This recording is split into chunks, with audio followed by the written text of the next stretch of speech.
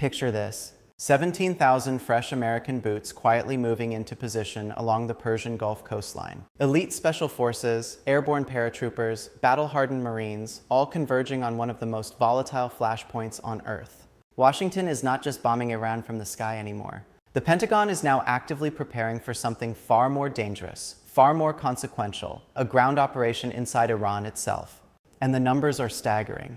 The forces now assembling in the region would represent the largest U.S. ground presence in the Middle East since the 2003 invasion of Iraq. That is not a comparison to make lightly. Today we are going to break down exactly what is happening, who is being deployed and why, what the real targets are, what Iran is doing to prepare its defenses, why the Iranian regime is terrified of its own population, and what all of this means for the future of this war. There is a lot to unpack here.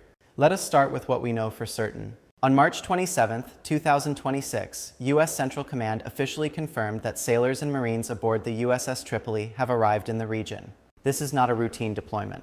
The USS Tripoli is an amphibious assault ship. It carries transport aircraft, strike fighters, and amphibious assault assets. It brings approximately 3,500 personnel, a mix of sailors and Marines who are trained for one specific type of mission, getting onto contested ground fast and hitting hard. This unit, drawn from the 31st Marine Expeditionary Unit, is designed for expeditionary operations, amphibious landings, rapid response combat, and seizure of key terrain. But that is just the beginning. According to reporting from the Washington Post, a second Marine Expeditionary Unit, the 11th MEU, based aboard the USS Boxer, is approximately 1 week behind. When both units are fully in place, the U.S. will have nearly 5,000 combat-ready Marines with full supporting assets, F-35 stealth fighters, Osprey vertical takeoff aircraft, attack helicopters, and artillery. All of it within striking distance of the Iranian coastline. And then there is the 82nd Airborne Division. The Pentagon has officially confirmed that elements from the 82nd Airborne Division, between 2,000 and 3,000 paratroopers, are being deployed to the Middle East. Based out of Fort Bragg, North Carolina, the 82nd is the Army's Rapid Response Force. These are the soldiers the military sends when it needs boots on the ground fast. They deploy by air. They can establish a ground presence in a hostile environment within hours. They are not defensive forces. They are offensive instruments optimized for speed, surprise, and shock.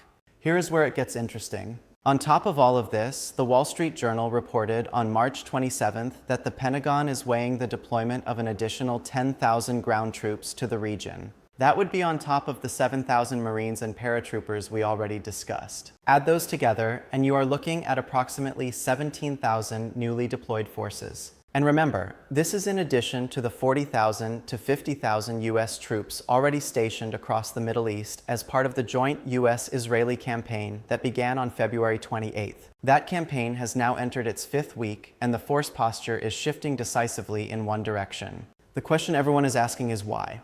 What is the plan? That is exactly what Secretary of State Marco Rubio was pressed on directly just 2 days before the Tripoli's arrival was announced. A reporter put the question to him bluntly. With this many troops moving to the region, what could this be except preparation for a ground operation? Rubio's answer was careful, very careful. According to Reuters, he said the U.S. is ahead of schedule on degrading Iran's military capabilities, including its missile and drone programs, its navy, and its air force. He insisted that all objectives could be achieved without ground troops. But then he added something revealing. The president has to be prepared for multiple contingencies, Rubio said. He did not deny that ground operations were being planned. He said the deployments were meant to give President Trump maximum optionality. He did not deny it, and that is worth noting.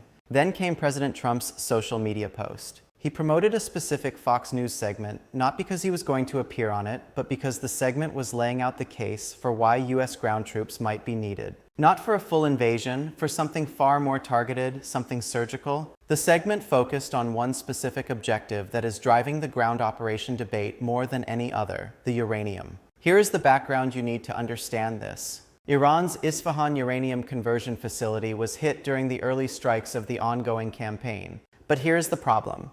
According to reporting from Al Jazeera and the Souffan Center, experts believe Iran had stockpiled approximately 460 kilograms of highly enriched uranium at that facility. Some of it is believed to be under rubble now, but rubble does not neutralize uranium. Military and intelligence analysts fear Iran could recover that material. And according to the Souffan Center's analysis published March 30th, 460 kilograms of enriched uranium could theoretically be used to produce up to 11 nuclear weapons, dirty bombs, or sophisticated missiles. The nightmare scenarios are well documented. That is why the Fox News segment Trump promoted was talking about the 82nd Airborne. That is why special forces trained in nuclear material security are being moved into position. The mission being discussed is not storming Tehran. It is securing enriched uranium before Iran can move it, hide it, or weaponize it. But here's where strategy meets reality. And this is the part that even US commanders have to be wrestling with. The moment that Fox segment aired, the moment Trump himself drew a spotlight to it by sharing it publicly, Iran was watching. Iran's intelligence services are not amateur hour. Their analysts speak English. They monitor American media in real time. The moment the uranium extraction scenario became a public talking point on American primetime television promoted by the president himself, the element of surprise for that specific operation essentially evaporated. The Iranians now know that Isfahan is in the crosshairs. They have had days to act on that knowledge.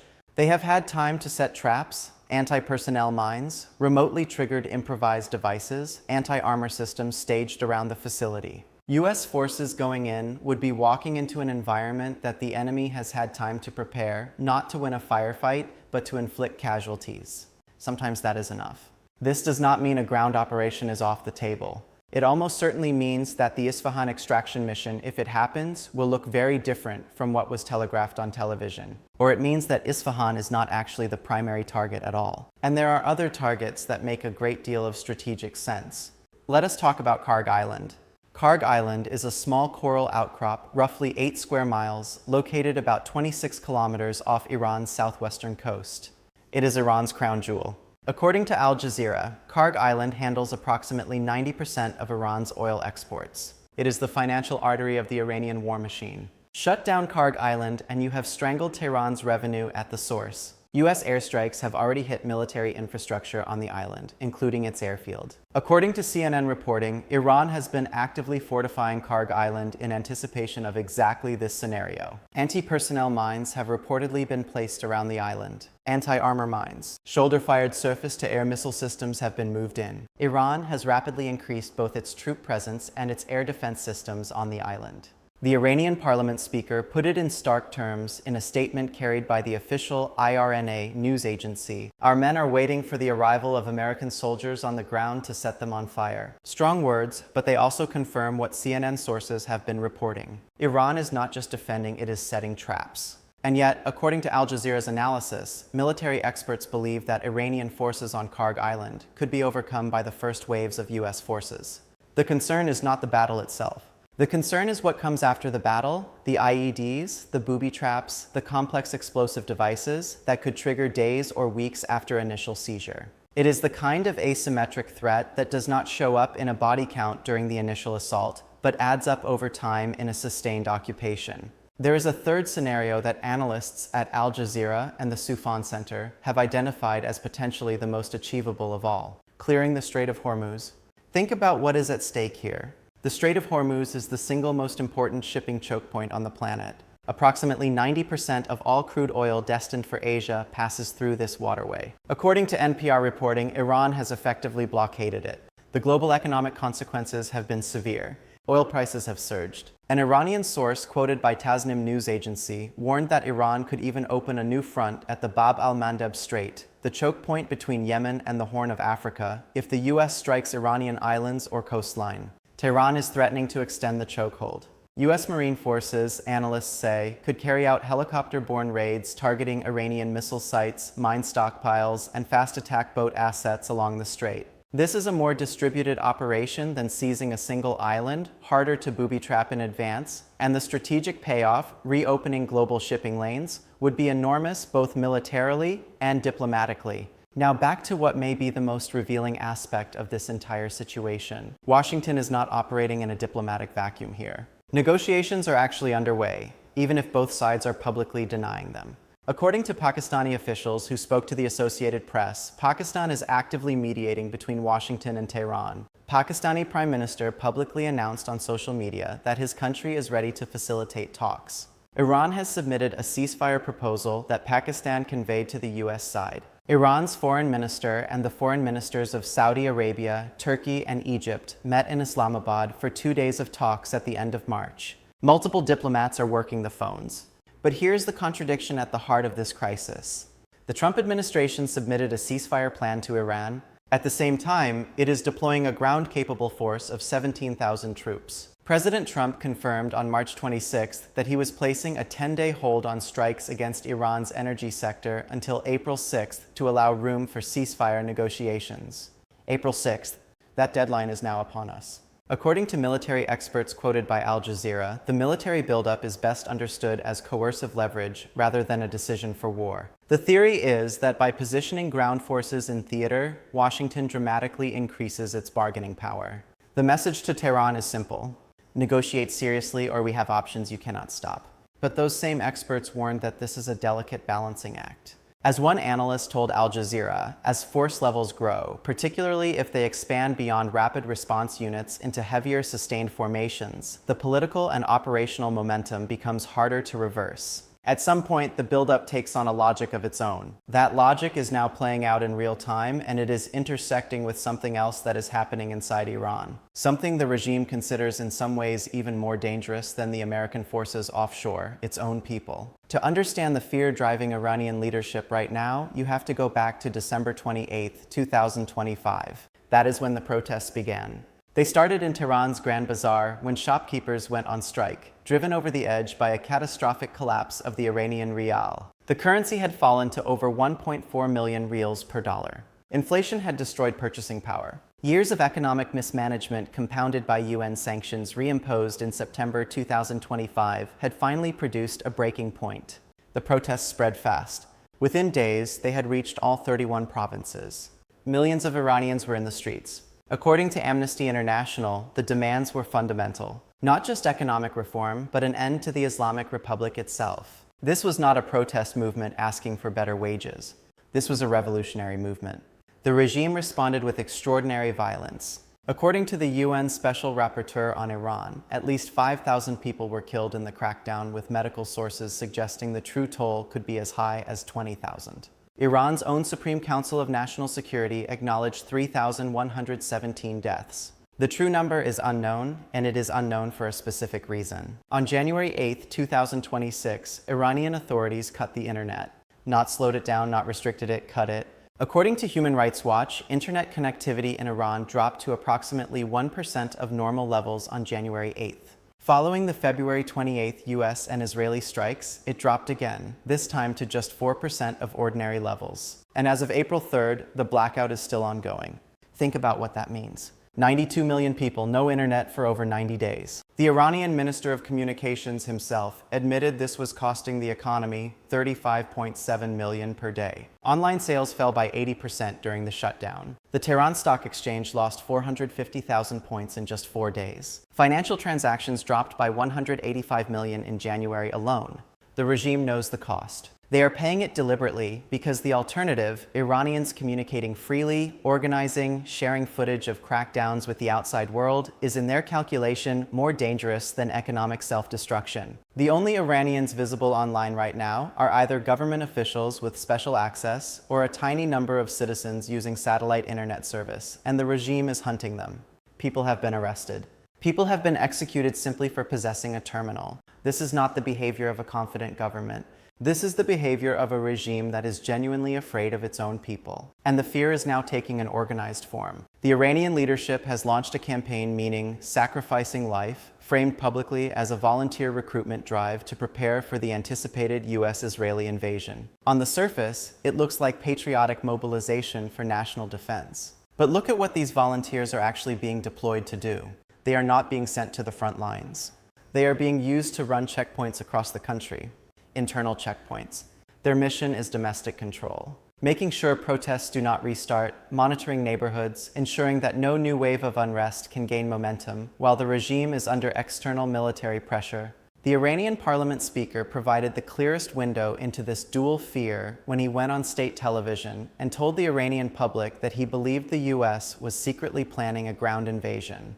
On one level, this is geopolitical commentary. On another level, it is a message to any Iranian citizen who might be considering protest activity. Now is not the time to destabilize the regime. The country is about to be invaded. Rally around the flag. This is a regime managing two existential threats simultaneously, one from across the Persian Gulf and one from within its own borders. It is worth stepping back here and looking at the full picture, because what is unfolding in Iran right now is a convergence of forces unlike anything the region has seen in decades.